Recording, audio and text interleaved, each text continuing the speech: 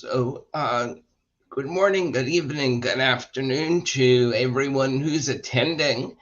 As we wait for folks to come in, if you would please enter your name and location in the chat, that'll give us a sense of who's here.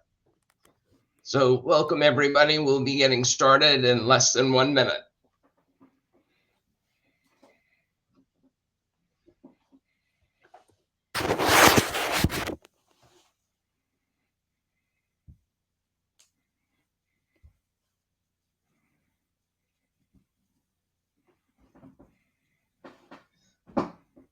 So Greg, how's the weather in the Cayman Islands today? Oh, yeah, I can look out my window and I see lots of sunshine with a little bit of cloud, but nice and warm. It's about 84 degrees this time of morning already, but we have a nice breeze and low humidity, so it's nice out. It's tolerable. Very nice, very nice. If I can remind people who are signing on to enter their names and locations in the chat. Weather here in Atlanta is actually probably about 23 for those in the Celsius world, or kind of mid 70s for those who are on Fahrenheit. So we're going to go ahead and get started. So I want to welcome everybody. We have over 80 people registered who are current or aspiring board members and C-suite executives. So our topic today is really answering a big question. Is your board ready to create value for stakeholders in a disruptive world? We're going to be discussing 3 big questions. 1, why do boards need new capabilities to become future ready and create value? We all know that governance is under fire and is facing numerous challenges because of all the turbulence going around in the world, whether it's geopolitical, AI, cybersecurity, and more. So first, we're going to talk about why boards need new capabilities. Second, we're going to talk about what are the capabilities you need to become future ready and value creating as a board. And I'm going to share a revolutionary new leadership model that I've developed called the 5 leadership superpowers. So that'll be coming up. And then lastly, we're going to talk about how to make that journey, how to move from wherever you are today to being more future ready and more value creating as a board. So with that, I want to open this up and pose a question to the audience, and that is, are you satisfied with your board's performance and readiness for the future? Again, are you satisfied with your board's performance and readiness for the future? And we'd like you to rank that 1 through 5. 1 is dissatisfied, 2 is somewhat dissatisfied, 3 is neutral, 4 is somewhat satisfied, and 5 is satisfied. So if you would put your answers in the chat, we'll give you a moment to do that. And again, as a reminder, please enter your name and location in the chat so we can get a sense of who's here. So Greg, while we're waiting for responses, how would you respond to that question? Are you satisfied with your board's performance and readiness for the future? Jay, that's a very interesting question, and I think I don't think there is a positive answer to that, because the things are such a state of flux that you are always in a continuous learning cycle, and the way that the board has to keep up with what is being faced with now is it has to change constantly, and so it requires a constant learning cycle. And if you don't have on board expertise, then you have to seek that expertise in your human talent management, and ideally on the board you want a good mix of people to deal with all of the things that are coming, because the routine responsibilities have changed, right? You're no longer just talking about CEO succession, uh, annual reports, sustainable competitive advantage, etc. You are concerned about all of the tasks that are current in our organization now from the digital transformation. So I think boards are going, some may be in a quasi state of readiness, but on the other hand, the capabilities that you need to be future ready for what's coming out of the pipeline is a continuous learning process. No, absolutely. I was attending a webinar yesterday, and the comment that came to mind is that board service is not a destination, it's a journey, and there's work that needs to be done along the way. So we've gotten a couple of votes in, not too many. If I can remind people to enter their names where they are in the chat. It looks like folks tend to be in the middle from those who are responding, which neutral to somewhat satisfied. That kind of tells us, it echoes what you're saying is there's a challenge. They're not satisfied. There's probably some concerns. And that's also why they're here today, because they want to understand what do they need to change? What's the urgency? Why is that important? And I suspect that doesn't surprise you based on your comments.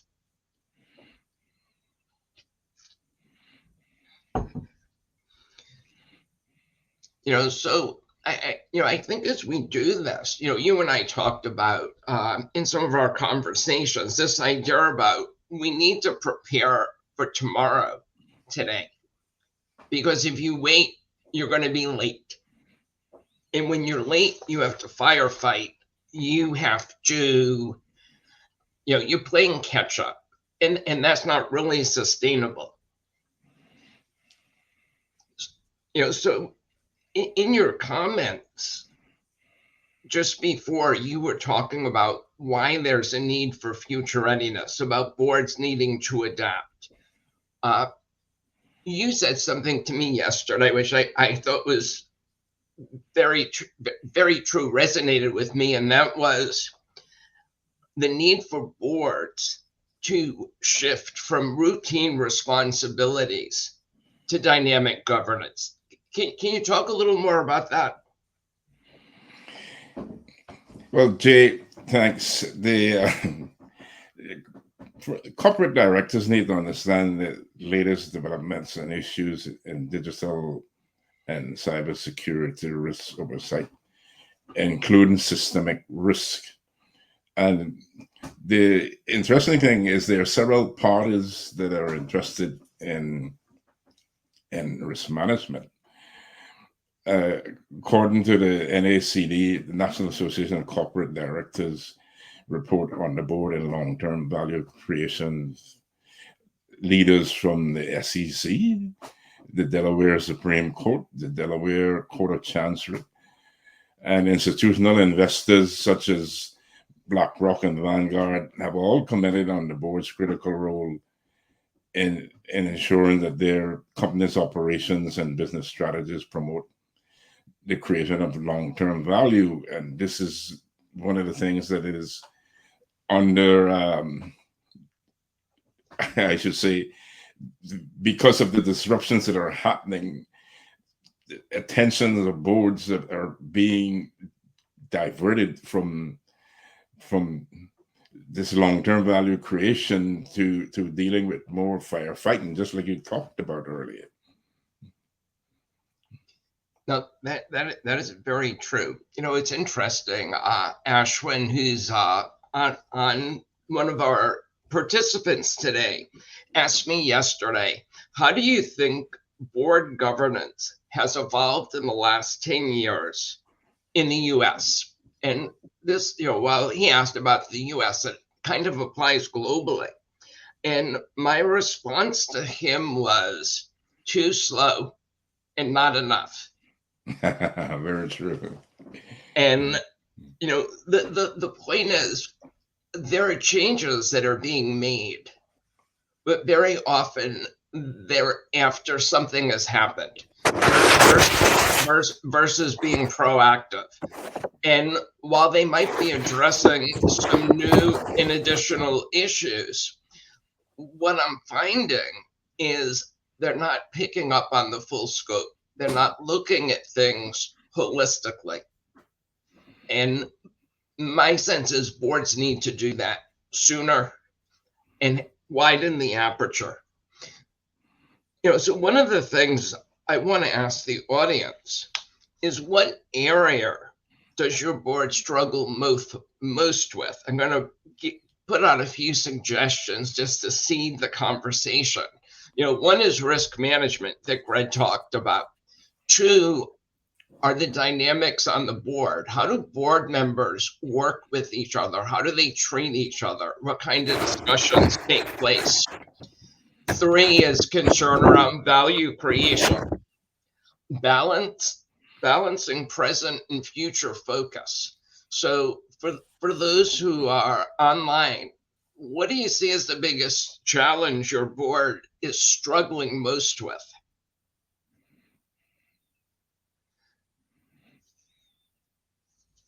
So, you know, as we're waiting for folks, you know, Greg, if I was to ask you, what would you say is your number one or number two concern?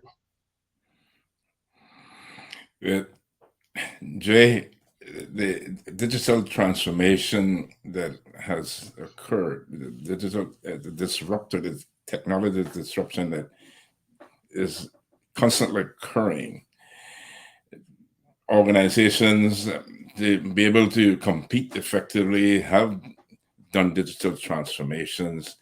For example, moving operations to the cloud, outsourcing some of their functions to third-party vendors.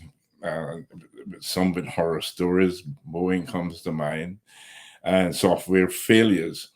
And these moves, supposedly to keep the organization competitive, have exposed them to the convergence of cybersecurity and AI.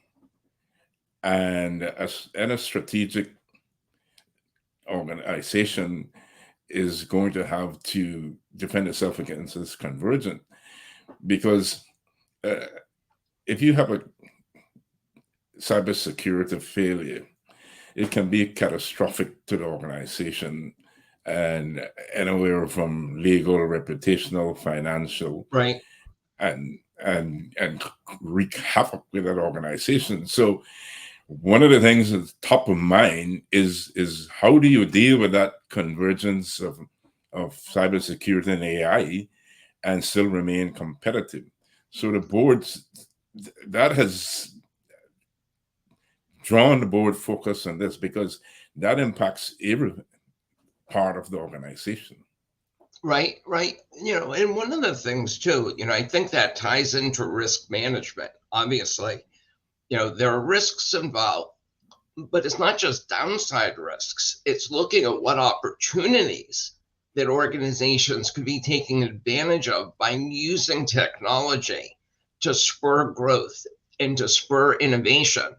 I notice Ashwin has commented that, you know, the challenge the board's facing is around defining our true purpose and building a strategy around it. You know, what is the purpose of the organization?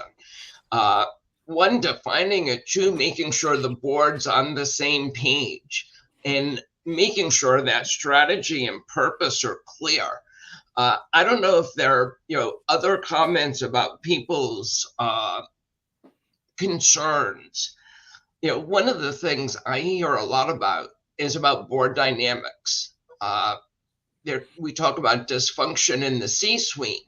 Very often there's dysfunction in the boardroom in terms of whether or not that dynamic, are people free to talk? Does everyone come in prepared and engaged? How does a chair run the meeting? Is that person kind of dictating, or is that person asking questions to engage their fellow board members? And 値made the comment here talking about board dynamics and value creation. These things are all very important. I think the thing, given all of this, is the world is irreversibly changed, and that we can't manage and lead as we did. We've all heard Darwin say, those who adapt are those who adapt the best, are those who thrive. So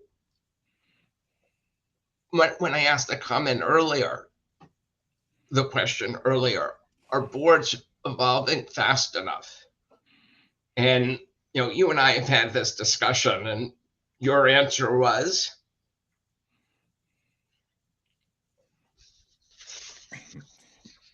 My answer was no.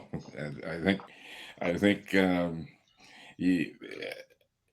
boards get bogged down in the usual run-of-the-mill things. I should requalify that and say some boards, because you do have proactive boards as well. We do get bogged down and what has been the norm, and too much focus on the norm, and you can't have that head in the sand type of approach. You will get run over. And because the thing, Jay, one of the things that we talked about, long-term value creation, and if you're not adapting the changes, then in my opinion you're destroying value, because if you're not, the board does not have that insight. The board is supposed to provide guidance. If the board does not have that insight, if the board is not future ready, then it's by default the organization won't be, unless you have some real advocates on the board for changes and to keep on pace with what's happening. Well, and when you think about this, would you agree that there's an issue around capabilities, whether or not boards are staying up to date with the capabilities? And part of it is some of the technical or subject matter expertise, whether it be AI, cybersecurity, human capital policy.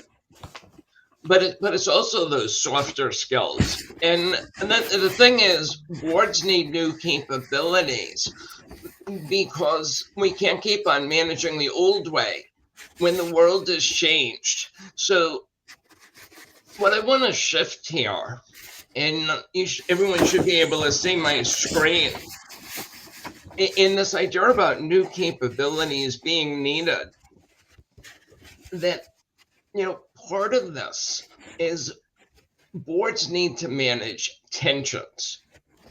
And there are 5 that I think are most important. And I've developed the leadership capability model. It doesn't replace core leadership skills. You still need to have a vision. You need to know how to communicate, how to motivate people, how to lead and form teams. All that stuff is still critical. How to develop a strategy. But that by itself isn't enough. And it's this idea of how do you manage these tensions? And each of the superpowers relates to one of those tensions. The first one is, how do you balance the present and future? So a present futurist is someone who can focus on both at the same time. They can robustly understand the present and at the same time look at future trends, look at having a sense and direction of where they're going, having perspective from customers, from employees, from partners, integrating that to make decisions. Second is the balance between experience and learning. So that's the experienced learner. We can't just rely on what we know. We have to learn. We have to challenge each other. We need to be curious, ask questions. Fourth is being a prepared, third, is being a prepared risk taker. Risk taking is a part of business, but we want to be smart and measured about the risk we take. And at the same time, we need to be risk intelligent, look at risk holistically. And what can we do to have a better posture of preparedness? Next is being a strategic executor. It's balancing strategy and operations, not making short-term decisions that impair long-term performance. It's recognizing that strategy is integrated with execution. You can't have one without the other. And the fifth superpower is being an accountable collaborator. Given the complexity of the challenges we're facing, you need collaboration, not just across function, across organization. You need it across the ecosystem. How do you collaborate with partners? How do you collaborate with your communities? And it's the idea, instead of saying, I need to find a single person who to blame when something goes wrong, that a team can be accountable. And that team is accountable for outcomes, not just activities. And they're outcomes that matter for customers, for partners, for employees, for shareholders. So it's recognizing that holistic approach. And the five superpowers support and reinforce one another. So the superpowers help leadership teams, help boards create value, to be better able to make decisions, to be more informed and do it in a more timely basis. And when this is done, customers are better served, innovation takes place, employees are more engaged because their opinions are respected and asked for. It's a safe place to ask questions, to bring up issues. Partners are better served because it's not adversarial. All of these things are so important. And this ties in also with what the Business Roundtable said a few years ago, and what we're seeing in the press is it's about stakeholders, not just shareholders, because when your stakeholders are satisfied, your shareholders.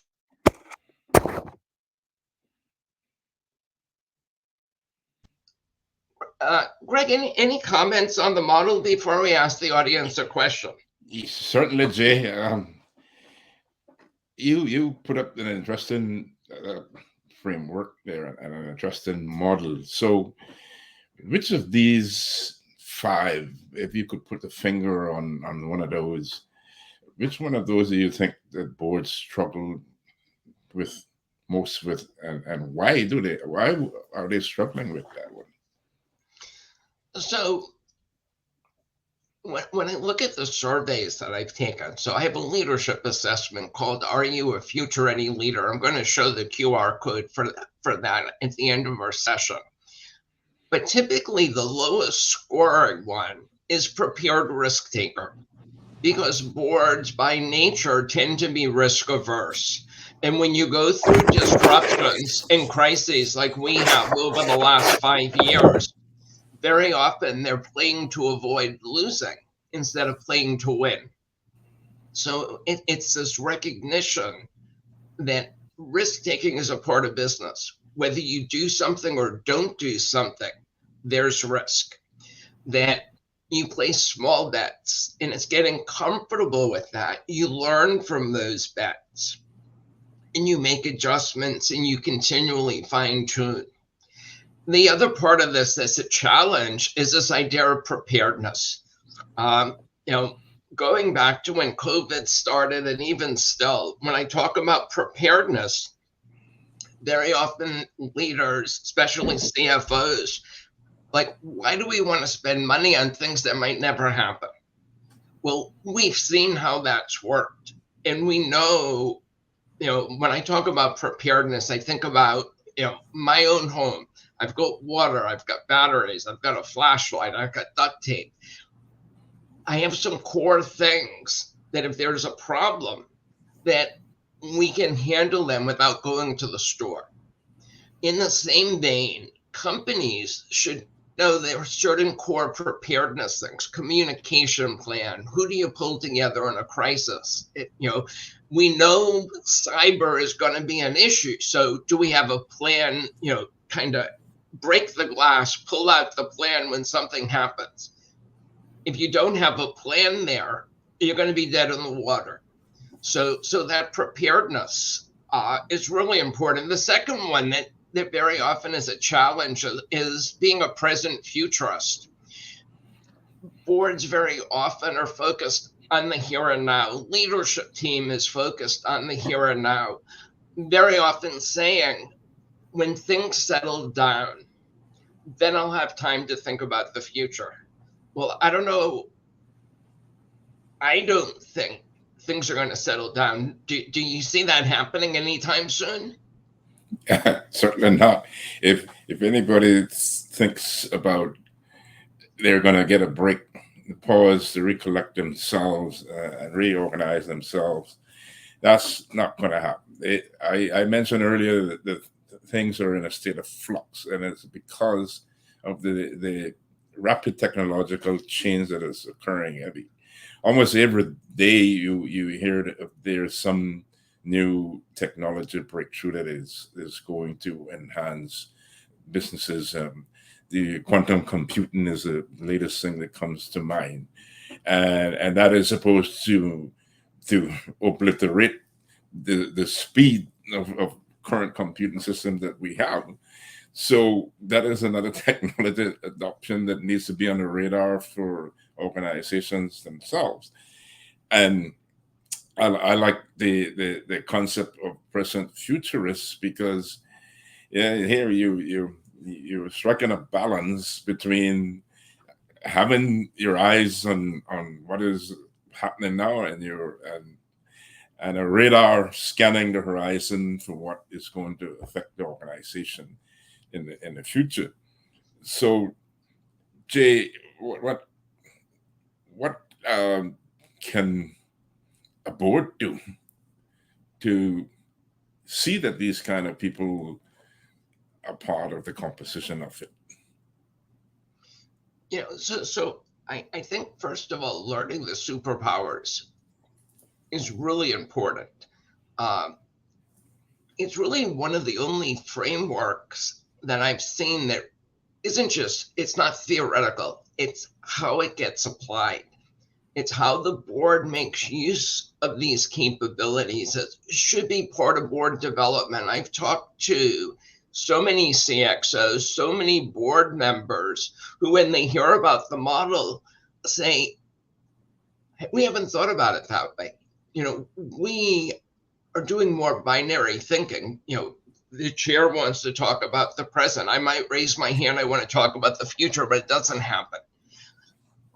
There's a recognition that if we only focus on one side, if we only focus on accountability but not collaboration, or we only focus on having board members with experience but not board members who are curious, who recognize they don't know everything, it's when that imbalance happens, that's when things are off.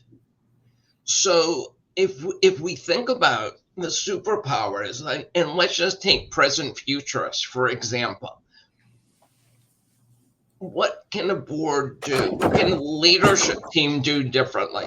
So if I think about the parts of being a present futurist, part number one is robustly understanding the present. Well, what does that mean? It means getting different perspectives from different stakeholders.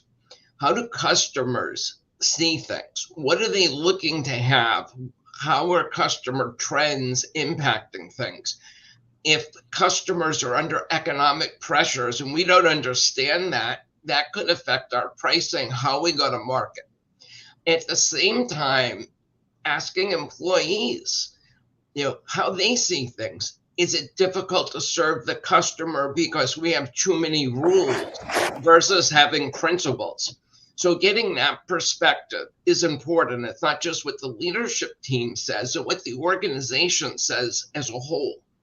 It's the ability for board members to zoom out, see the context, the landscape, the big picture, but also when they need to dive in and get the necessary information in detail that very often the CEO and the CFO don't provide. So the board has to ask those questions. On the future side, I think it was, Ashwin who made the comment that, about having that true purpose and building a strategy around it. Does the board and the leadership team know where they want to go?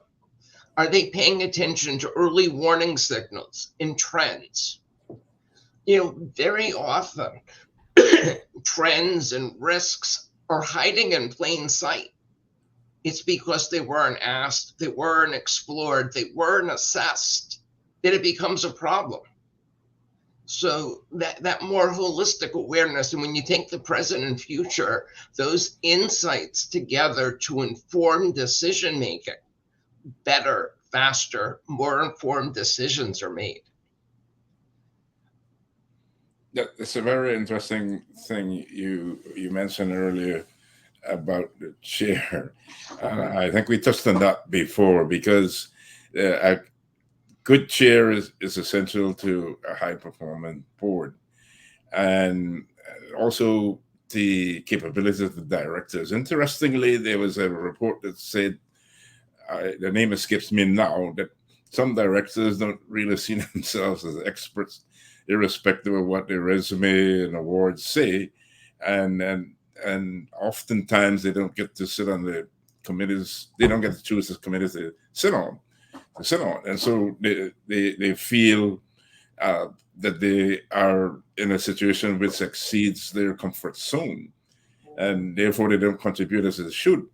And the chair's approach also can influence how the directors respond. Some mimic what the chair does, which ideally you shouldn't do. You're supposed to be an independent director. And some observe how other directors act or interact with others to guide their own actions.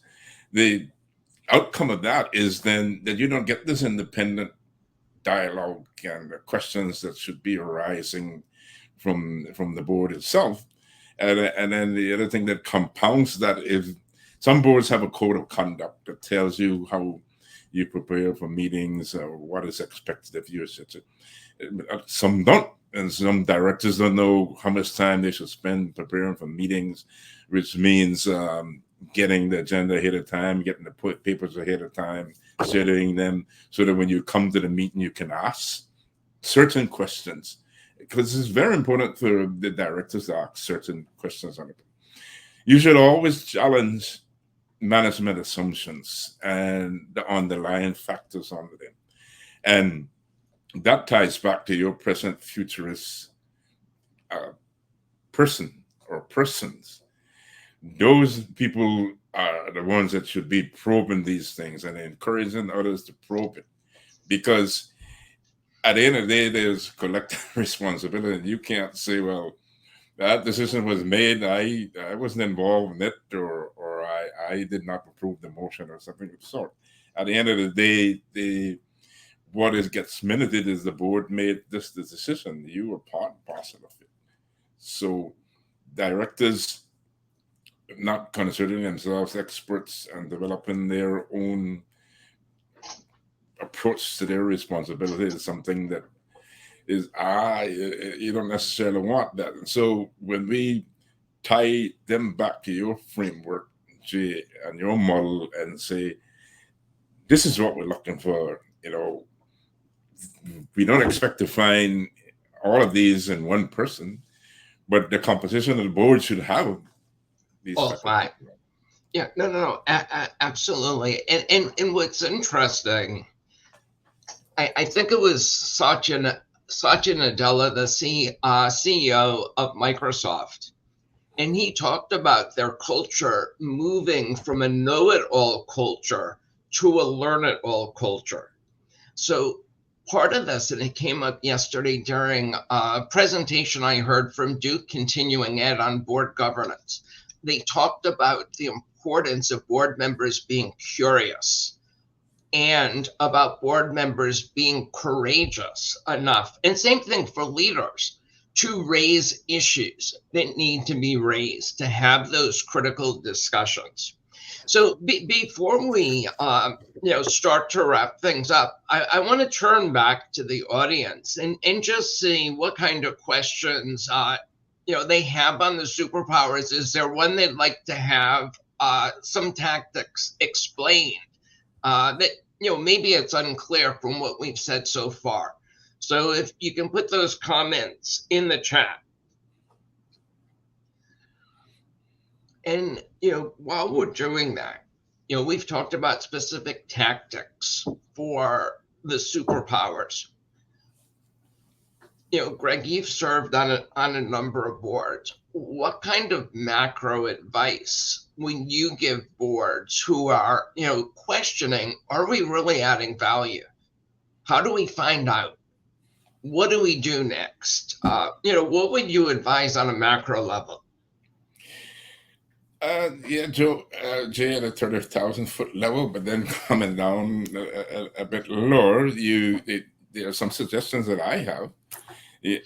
Evaluate if they're future ready and they're value creating as opposed to value destruction.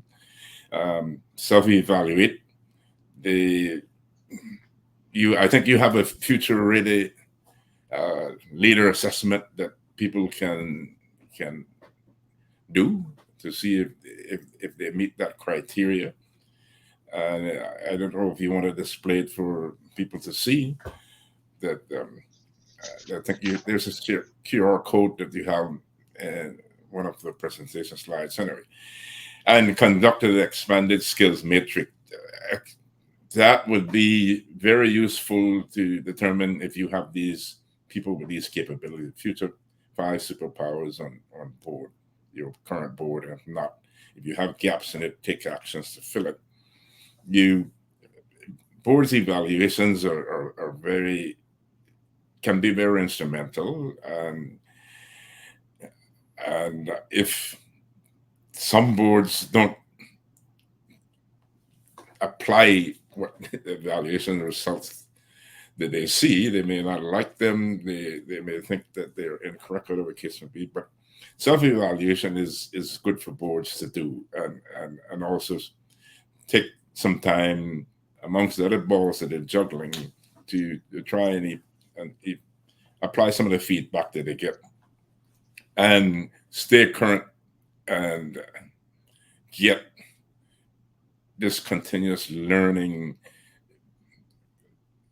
curious mind in place, because things are happening so rapidly that you have no choice. So you have to keep learning. And so there must be take opportunities, the future readiness, educational opportunities.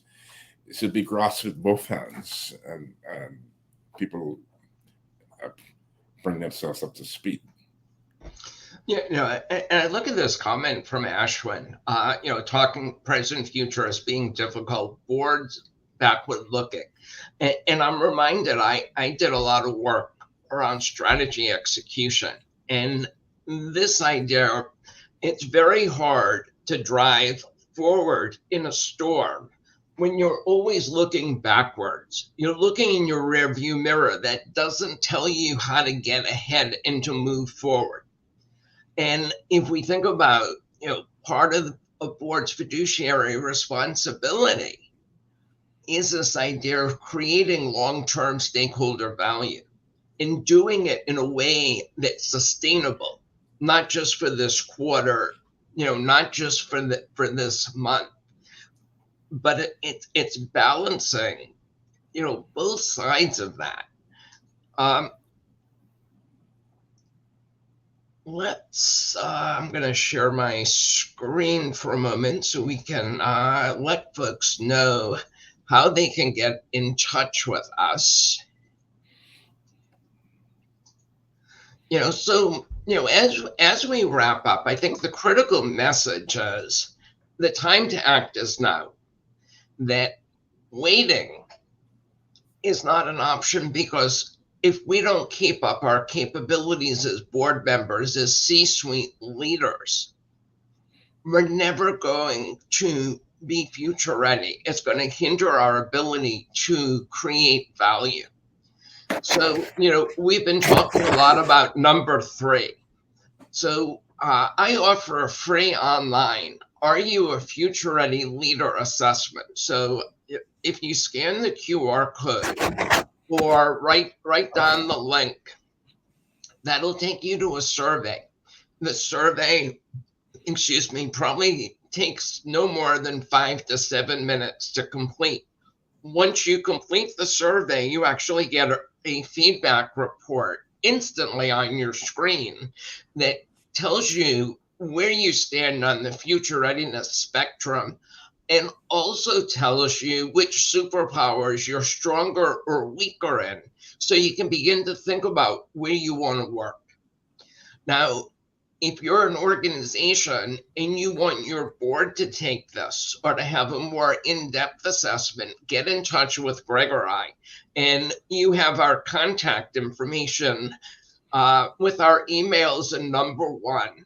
So you can reach us to, schedule a complimentary 30-minute future readiness planning session, talk about where you are and what's next. 2, if you want to get a copy of the superpower graphic, more than happy to send that to you. Just let us know. And I advise connecting and following us. On LinkedIn, you'll learn about upcoming events. You'll have access to our content and information we post. And I see we've got another comment about 3 tips for board governance about agility and innovation. Absolutely. Boards have to be agile. Embracing sustainability. So 2 sides of that. One, I look at sustainability as something that's lasting, but it's also so important on the ESG side. That is a global issue. And we know in the European Union, for example, their requirements around investing in human capability, environmental issues, governance issues, is so important. Digital governance and cybersecurity, very important. So we appreciate that comment. So, with that, if anybody has any other questions or comments, we've got a few minutes left here. We'd be more than happy to answer them. And don't forget to scan the QR code so you can take the future readiness. Jay, one of the things I want to add to the user that mentioned about sustainability, an interesting global survey was done by IBM, and it was in 2022, and it's interesting that consumers, almost half of consumers, 49%, said they would pay a premium on average 59% or more for products branded as sustainable or socially responsible in the last year. And 2 out of 3 respondents said they're more than willing to apply for and accept jobs from organizations that they consider to be environmentally sustainable. So there it is. If you